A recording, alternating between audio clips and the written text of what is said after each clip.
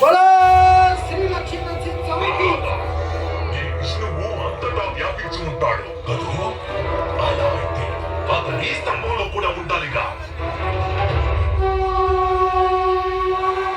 అందులోనూ ఉన్నారు.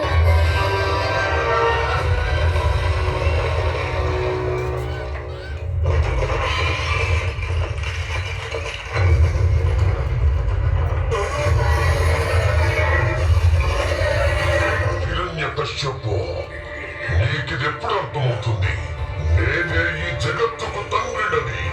బ్రహ్మదేవుడు నా సృష్టి, నేనే సృష్టికర్తను, నేనే భగవంతుడిని. మూర్ఖుడా, నన్ను చూడు.